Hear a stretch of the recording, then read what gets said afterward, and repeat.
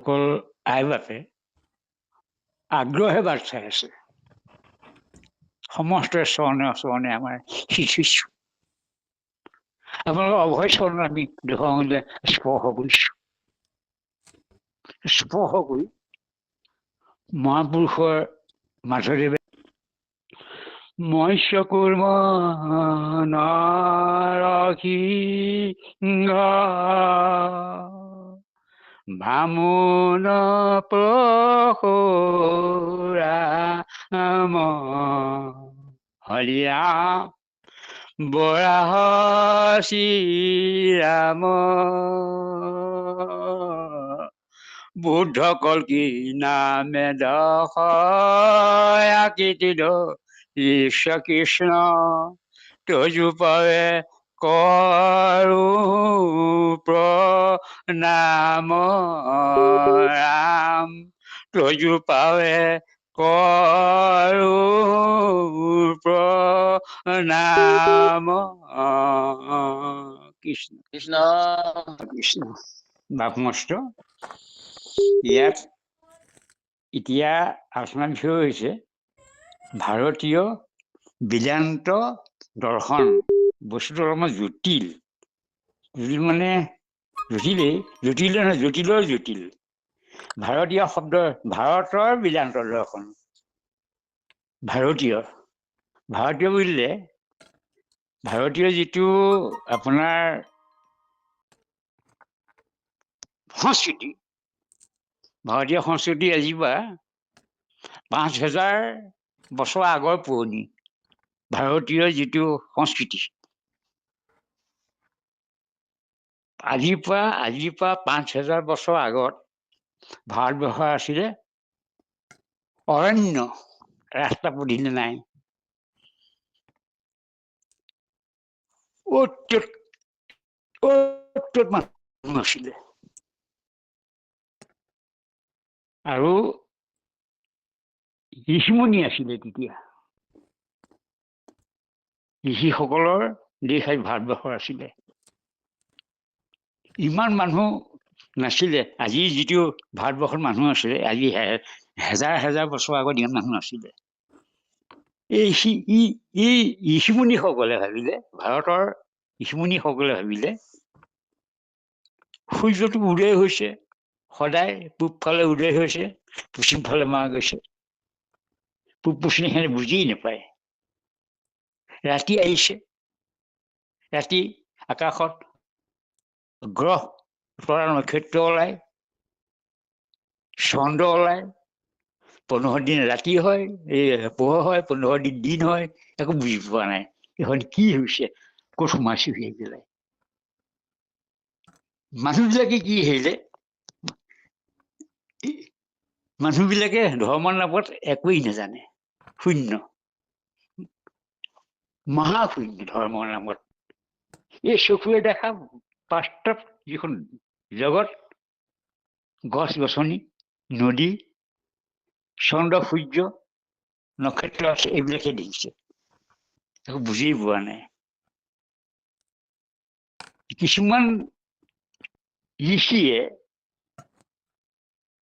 এই সৰ্বসাধাৰণ মানুহক পৰিচালনা কৰিছিলে। সেই ঋষিমুনিসকলে সাধাৰণ মানুহবিলাকক ক'লে, এই সূৰ্যটো পূজা কৰিব লাগে। সূৰ্য পূজা কৰিলে আৰম্ভ কৰিলে কিছুমানে। চন্দ্ৰক পূজা কৰিব লাগে, চন্দ্ৰ পূজা কৰিবলৈ ধৰিলে। বতাহক পূজা কৰিব ধৰিলে, বতাহ বলি আছে নহয়।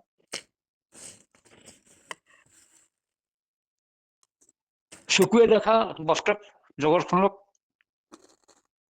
মানে কিবা এটা শক্তি বুলি নহয়, কিবা এটা শক্তি বুলি ধৰি লৈ পেলাই সিহঁতক পূজা কৰিবলৈ ধৰিলে। বিভিন্ন দেৱতাবিলাকক, বায়ু, গছ গছনি, চন্দ্ৰ সূৰ্য এইবিলাকক উপাসনা কৰি ল'ব ধৰিলে। একো বুজি নাপায় সিহঁতে এইবিলাক। উপাসনা কৰিব লাগে, উপাসনা কৰিবলৈ আৰম্ভ কৰি দিলে। এই বহুত বছৰ গুচি গ'ল, হেজাৰ হেজাৰ বছৰ গুচি গ'ল। পাছত কিছুমান ঋষিমুনিয়ে ক'লে এই যে পূজা হৈছে এইবিলাকক পূজা কৰিব লাগে বুলি পেলাই কিছুমান ঋষিমুনিয়ে লিপিবদ্ধ কৰিলে, লিখিয়ে দিলে যে এইবিলাকক পূজা কৰিব লাগে। সেই ভাৰতৰ ঋষিমুনিসকলে কিছুমান পুথি প্ৰণয়ন কৰি দিলে, লিপিবদ্ধ কৰিলে। কেনেকৈ পূজা কৰিব লাগে, কেনেকৈ যজ্ঞ কৰিব লাগে, সেই ঋষিমুনিসকলে এটা সময় লিখি লিপিবদ্ধ কৰি দিলে। সেই পুথিবিলাকক ব্ৰাহ্মণ শাস্ত্ৰ বুলি কোৱা হয়। সেইটো পূজা কৰিবলৈ আৰম্ভ কৰিলে, যজ্ঞ কৰিবলৈ আৰম্ভ কৰি দিলে, এই কিতাপবিলাক লিখি দিলে। সেইদৰে চলি আছে আৰু তাত বহু হেজাৰ বছৰ পাছত, বহু শ হেজাৰ বছৰ পাছত আকৌ ঋষিমুনিসকলে লিখিলে যে এখন কিতাপ দেখিলে, সেইখন নাম হৈছে আৰণ্যক। আকৌ এখন লিখিলে সংহিতা। ঋষিমুনিসকলে ব্ৰাহ্মণ সংহিতা লিখি পেলাই তাৰপিছত পিছত লিখিলে আৰণ্য শাস্ত্ৰ।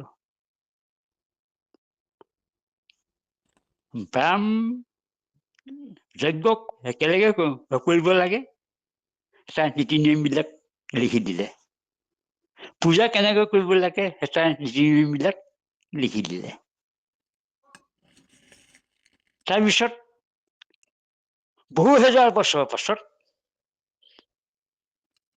প্ৰায় এনেকৈ যোৱাৰ পাছত 4,000 মান বছৰ পাছত ঋষিমুনিসকলে এখন আকৌ শাস্ত্ৰ লিখিলে, সেইখন নাম হৈছে আৰণ্যক। ব্ৰাহ্মণ সংহিতা আৰণ্যক নামে ঋষিমুনিসকলে 3খন শাস্ত্ৰ লিখি দিলে। অৰণ্যক মানে অৰণ্যলৈ গৈ পেলাই কেনেকে ধ্যান কৰিব লাগে সেই নীতি নিয়মবিলাক অৰণ্যক শাস্ত্ৰ লিখি দিলে। বৈদিক যুগৰ অন্তত, বৈদিক যুগ মানে বেদৰ যিটো আদি সত্য যুগ, বৈদিক যুগৰ অন্তত ঋষিমুনিসকলে পুনৰ এখন শাস্ত্ৰ লিখিবলৈ ল'লে,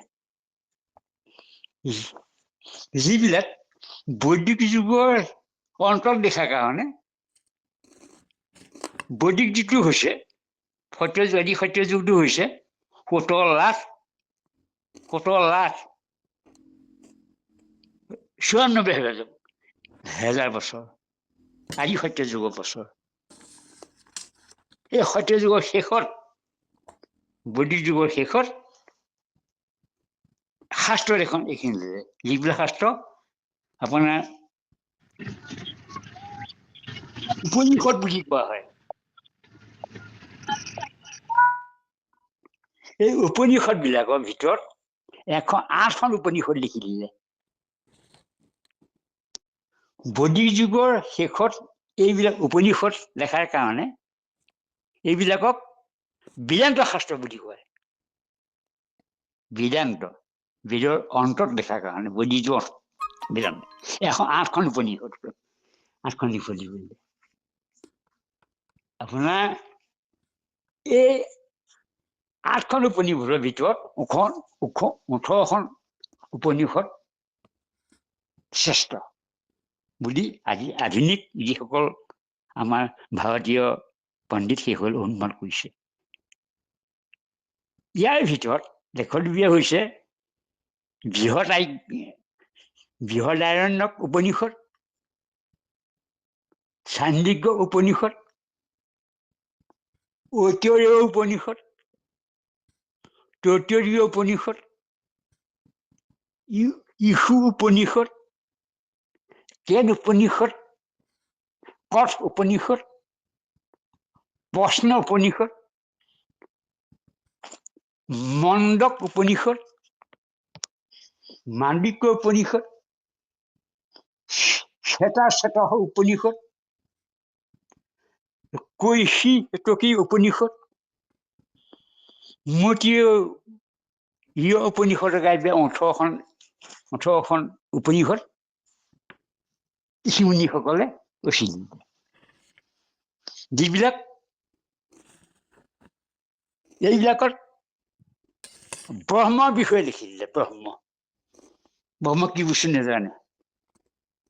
ঋষিমুনিসকলে ব্ৰহ্ম মানে এটা শক্তি বুলি ভাবিছে, যাৰ প্ৰভাৱত সূৰ্যটো পশ্চিম ফালে পূব ফালে উদয় হৈছে, পশ্চিম ফালে মাৰ গৈছে।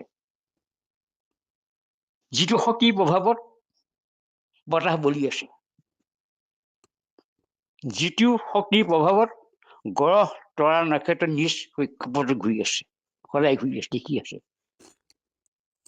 গছখিনি গজি আছে, নদীবিলাক বৈ আছে, দিন ৰাতি হৈ আছে।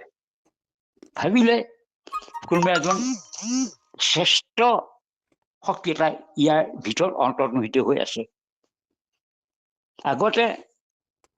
আগতে বিভিন্ন দেৱতাবিলাক উপাসনা কৰিছিলে।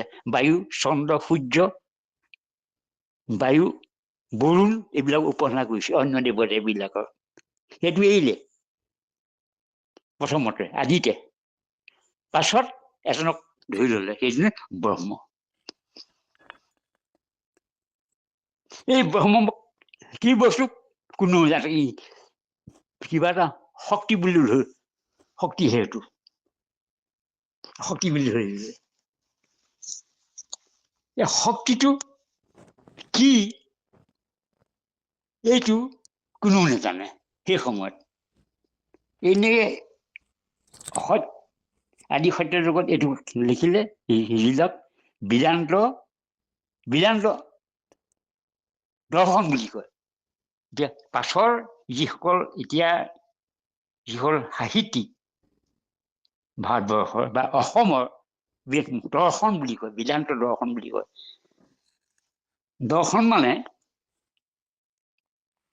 দেখা, যিটো দেখা চকুৱে নেদেখি, চকুৱে দেখাটো দেখা বুলি কোৱা নাই।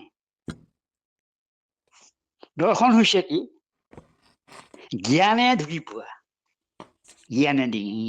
চক্ষু, এই চকু দুটাৰ ওপৰত আৰু এটা চকু আছে, যিটো জ্ঞান চকু বুলি কয়। এই জ্ঞান চকুটো মেল খাব যেতিয়া সাধাৰণ মানুহবিলাকে ঈশ্বৰৰ কথাবিলাক আলাপ কৰিব, তেতিয়া দৰ্শন হ'ব। দৰ্শন মানে দেখা, এই জ্ঞানৰ চকুৱে দেখাটো। যেনে উদাহৰণ দিছো, ভাৰতীয় বেদান্ত দৰ্শন বুলি কৈছে নহয়। বেদান্ত উপনিষদ বিলাক বেদান্ত বুলি কয়। বুদ্ধি যুগৰ অন্তত দেখাৰ কাৰণে বেদান্ত বুলি কয়। বেদান্ত দৰ্শন মানে কি? দেখা। জ্ঞানে উপলব্ধি কৰি পেলাই যিটো দেখে, জ্ঞান চকুৱে যিটো দেখে, সেইটো দৰ্শন বুলি কয়। এই যে চকু উপৰিও আৰু এটা চকু মেল খাব লাগিব, যিটো দৰ্শন বুলি কৈছে। উদাহৰণটো হৈছে কি? মানুহ এটা মৰে মানে কি? ওলাই গ'ল কিবা এটা, দেহৰ পৰা কিবা এটা ওলাই গ'ল। কি ওলাই গ'ল? সেইটো জনাটোৱেই দৰ্শন। এজন মানুহ চাইছে, চকু যেতিয়া অন্ধ নহয়, চকুৱে নেদেখি নহয়, ভিতৰত এটা বস্তু আছে যিটোৱে দেখুৱাই আছে। সেইটো কি? এইটোৱে আচল বস্তু, সেইটোহে। ঘৰ এটা ধুনীয়াকে বনাই থৈছে, বাছটোত ভিতৰত কোন আছে? মানুহ আছে। তেনেকৈ এই দেহৰ ভিতৰত কিবা এটা আছে। সেইটো কি আছে? কিবা শক্তি এটা আছে। সেইটো জনাটোৱেই দৰ্শন। চকুৱে দেখা কথা তোমাৰ নাই, মনে দেখা, অনুভৱ অনুভৱ অনুভৱ অনুভৱটো দৰ্শন। সেইকাৰণে মহাপুৰুষে কৈছে, জ্ঞানক যিটো বিজ্ঞান কৰে, জ্ঞানক বিজ্ঞান কৰাটো দৰ্শন। বেদান্ত দৰ্শন, এই তাৰমানে উপনিষদ বিলাকে এটা কথা কৈছে। কি বুলি কৈছে? ব্ৰহ্মৰ কথা কৈছে। ব্ৰহ্ম কি বস্তু? ব্ৰহ্ম কি বস্তু? এই ব্ৰহ্মক জনাটোৱে কি? বেদান্ত দৰ্শন। কাৰণ উপনিষদ বিলাকে ব্ৰহ্মৰ কথাহে কৈছে। এই যেতিয়া উপনিষদ বিলাকৰ ওপৰত এটা জ্ঞান হয়, তেতিয়া এটা ফাৰ্ষ্ট বহল জ্ঞান এটা আৰম্ভ হয়। এইটো সেইকাৰণে ব্ৰহ্মক এতিয়া ব্ৰহ্মাৰ ওচৰলৈ দৰ্শন বুলি ক'লে ব্ৰহ্মাৰ ওচৰলৈ যাব লাগিব। ব্ৰহ্মাক যেতিয়া পদ্মকল্পত নাৰায়ণে শ্ৰুতি ভাগৱত দিছিলে, শ্ৰুতি শ্লোকে ভাগৱত ৰমা প্ৰজাপতি বুলি ব্ৰহ্মা দিছিল নহয়। তেতিয়া ব্ৰহ্মক কি বুলি কৈছে? এটাও দেৱ বিজ্ঞাসন তত্ৰ জিগা সনাতন অমূল্য ইয়েতি বেটা ভাং যত সৎ সৰ্বত সৰ্বতা। অৰ্থাৎ ইটো ব্ৰহ্মৰ কথা কৈছে উপনিষদে। সেই ব্ৰহ্মৰ কি? ব্ৰহ্মৰ কোনো আকাৰ নাই বুলি কৈছে, ব্ৰহ্মাক কৈছে। সেই ব্ৰহ্মৰ যিটো ব্ৰহ্মৰ কথা উপনিষদ বিলাকে কৈছে, সেই ব্ৰহ্মৰ কোনো আকাৰ নাই, অস্তিত্ব নাই। অস্তিত্ব আছে, কিন্তু অস্তিত্ব অনুভৱ কৰাটো টান। আৰু সেই মূল ভাগৱতত গুৰুজনে এই শ্লোকটো অনুবাদ কৰিছে। হেনমুখৰ দেখিব সাধুৰ সংগ,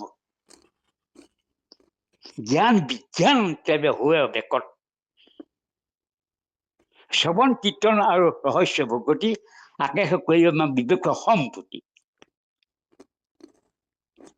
সাধু সংগত এই উপনিষদৰ যি ব্ৰহ্ম, এই ব্ৰহ্মটো পলাই পৰে। ব্ৰহ্মা কি কৰিছ? ব্ৰহ্মাক কৈছে, ব্ৰহ্মা মই ব্ৰহ্ম। মোক যদি চাবলৈ মন কৰিছে, তেতিয়াহ'লে সাধুৰ সংগত যাব লাগিব। হেন মোক বিচাৰিব সাধুৰ সংগত বুলি কৈছে নহয়।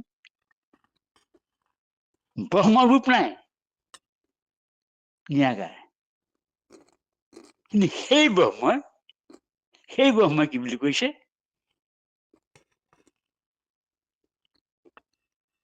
মৎস্য কুমাৰ নৰসিংহ বাঙৰ পশুৰাম হৰিৰাম চৰা বৰাশ্ৰীৰাম বোধে কল্কি নামে দখত ধৰিছে আকিতে কৃষ্ণ তুজি বাৰে কৈ গুৰুজনে কৈছে। এই ব্ৰহ্মই বিভিন্ন সময়ত অনুগ্ৰহে নাং ভক্তে নাং মনুষ্য দেহ মাদৃতং যাং চোতা তৎপৰি ভকত সেই ব্ৰহ্মই বিভিন্ন সময়ত ভকতসকলৰ অনুগ্ৰহৰ কাৰণে ভক্তি নাং মনুষ্যং দেহ মাজিতম মনুষ্য দেহ ধাৰণ কৰে সেই ব্ৰহ্মই যিটো লীলা কৰে সংসাৰত আহি পেলাই সেই লীলাবিলাক যি শুনে যাং শ্ৰোতা যি শুনে তৎপৰি ভগত সংসাৰত পাৰ হৈ গুচি যায় সেই ব্ৰহ্মই যিখিনি আহি পেলাই লীলা কৰে সংসাৰত আহি পেলাই হৈছে ব্ৰহ্মৰ ৰূপ এই ব্ৰহ্মৰ ৰূপবিলাক এনেই কিন্তু ব্ৰহ্ম নাই ব্ৰহ্মৰ ৰূপ দুটা এটা নিগুণ ব্ৰহ্ম এটা সগুণ ব্ৰহ্ম দুটা নিগুণ ব্ৰহ্মই কিন্তু হেৰি নকৰে এই আপোনাৰ এই সৃষ্টি নকৰে সগুণ ব্ৰহ্মহে লীলা কৰে সগুণ ব্ৰহ্ম এনেকুৱাই এতিয়া সগুণ ব্ৰহ্ম নিগুণ কোন প্ৰশ্ন আহি যায় নহয় সগুণ ব্ৰহ্ম কি সগুণ ব্ৰহ্ম নাৰায়ণ বৈকুণ্ঠ বস্তু নাৰায়ণে ভাবে কি ভাবে নাৰায়ণে একেশ্বৰে আছো আমি আদি নিৰঞ্জন ব্ৰহ্মই ভাবে মই অকলে আছো সৃষ্টি নাই আমাক নকৰে শোভন সৃষ্টি নকৰে মোক শোভা নকৰে বুলি ব্ৰহ্মই ভাবে তেতিয়া কি হয় যেতিয়া ভবাৰ লগে লগে ভাবেহে ভগাৰ লগে লগে এই ব্ৰহ্মই ৰূপ এটা লয় ভবাৰ লগে লগে ৰূপ ললে সেইটো নিগুণ ব্ৰহ্ম ভবাৰ লগে লগে জন্ম হয় জন্ম নাই নাহি জন্ম তোমাৰ তথাপি জন্ম ধৰা জন্ম নাই ভাবিলে নহয় সেইকাৰণে কৈছে সেই ব্ৰহ্মই যেতিয়া ভাবিলে একেশ্বৰে আছে আমি নাই আদি নিৰঞ্জন সৃষ্টি নাই আমাক সি মলি মেলি পদ্ম নয়ন অনন্তে মাক একতাকে চাহিলতে ভগৱান প্ৰথমতে মায়ে সৃষ্টি কৰিলে এই ব্ৰহ্মই জন্ম নাই ভাবিলে নহয় কিছু কওঁ বুলি পেলাই মা কি বস্তু শক্তি এটা ভগৱন্তৰ এইটো শক্তি মায়েটো যিটো শক্তিৰ দ্বাৰা সৃষ্টি কৰিব মায়ে নহলে সৃষ্টি নোৱাৰে কৰিব কৰিলেও বিফল হৈ যাব ভগৱন্তৰ বস্তু সেইকাৰণে কৈছে মায়ে দ্বাৰে সজা যতেও গুণে চয় সেই গুণে কৰা সৃষ্টি স্থিতি লয় মায়ে ভক্তিৰ দ্বাৰা কিন্তু সৃষ্টি কৰা নাই কেলে ভক্তি দ্বাৰা যদি সৃষ্টি কৰে ৰহস্য নাথাকে ৰহস্য নাথাকৰ কাৰণে মায়া দ্বাৰা সৃষ্টি কৰিছে মায়ে কটাক্ষী চাহিল লন্ত ভগৱন্তে মায়া দ্বাৰা সৃষ্টি কৰি উপজি পেলাই যদি জীৱবিলাক সৃষ্টি হলেই যদি মায়াতে পৰে তেতিয়া সৃষ্টি ৰহস্য সেইটোৱে ভক্তিৰ বুঢ়াই যদি সৃষ্টি কৰিলেহেঁতেন তেতিয়াহ'লে উপজ দিয়ে জীৱবিলাক উপজ দিয়ে ভক্তিত ভৰিলেহেঁতেন এতিয়া নহয় উপজিয়ে মায়াতে পৰে সৃষ্টি ৰহস্য সেইটো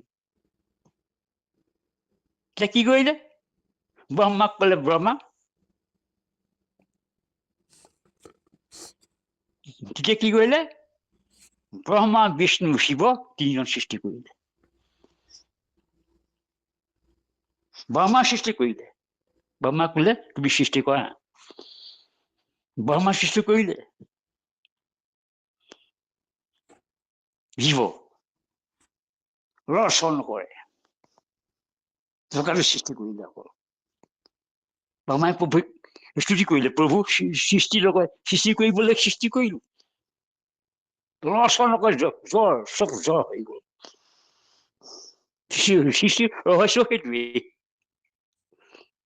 যিটো বেদান্ত দৰ্শন বুলি কৈছে নহয়। দৰ্শন। তেতিয়া ব্ৰহ্মাক ক'লে, ব্ৰহ্মা ৰবা, মই সোমাই দিব লাগিব তাৰ ভিতৰত, জীৱবিলাকৰ ভিতৰত মই সোমাই দিব লাগিব। মই সোমাই দিয়াৰ লগে লগে চৈতন্য হৈ যাব। সমস্ত জীৱবিলাকৰ ভিতৰত আত্মাৰূপে সোমাই দিলে লগে লগে চৈতন্য হৈ গ'ল জীৱবিলাকে। সেইকাৰণে মহাপুৰুষে মাধৱদেৱ নামঘাট দেখিছে। আত্মাৰূপে জানা ইতি জগতৰ আচন্দ হৈ প্ৰৱেশ, নাৰায়ণ প্ৰৱেশ হৈ দিলে আত্মাৰূপে জীৱবিলাকৰ ভিতৰত। সৃষ্টি ৰহস্য সেইটোৱে। ব্ৰহ্মাক কৈছে, ব্ৰহ্মা এটা কথা কলো, এই ৰহস্যটো কিন্তু ভকতেহে জানিব। এই মহিমাটো মোৰ মহিমা ভকতেহে জানি শেষ। ভকতে এই কথাটো বুজি পাব। অৱকাণ্ডিকনো ৰহস্যটো, ইয়াৰ ৰহস্যটো মহিমাটো একো দৰ্শনটো একো বুজি নাপাব। আত্মা তত্ত্ব দৰ্শন চৈতন্য, সেইটো যিটো মহাপুৰুষ মাধৱে ঈশ্বৰ বুলি কৈছে। আত্মা ঈশ্বৰক প্ৰত্যক্ষ সহজে পায়। আকৌ মাধৱে কৈছে আত্মা ঈশ্বৰ। আত্মা ঈশ্বৰক প্ৰত্যক্ষ সহজে পায়, নাপায় জানা তাহাক অবিদ্যা। অবিদ্যা, অবিদ্যা মানে 5 প্ৰকাৰ।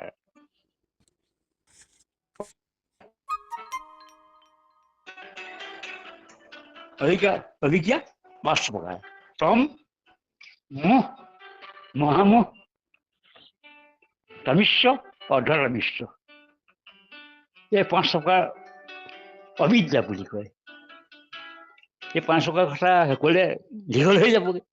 অবিদ্যা সেইটোৱেই। ক'ৰ পৰা আহিছো জীৱই নেজানে, ভকতে জানে ক'ৰ পৰা আহিছো। তোমাৰ সেই অংশ আমি যত জীৱজাত। ভকতে জানে যে তোমাৰ আমিবিলাক তোমাৰ অংশ। কিমান অংশ?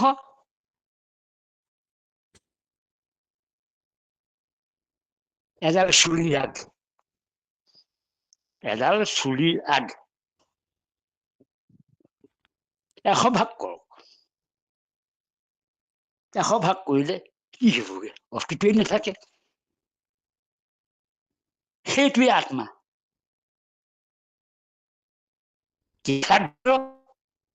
মানে চুলি অগ্ৰমণে কিষাদ্ৰ, সদে ভকস্য, আত্মা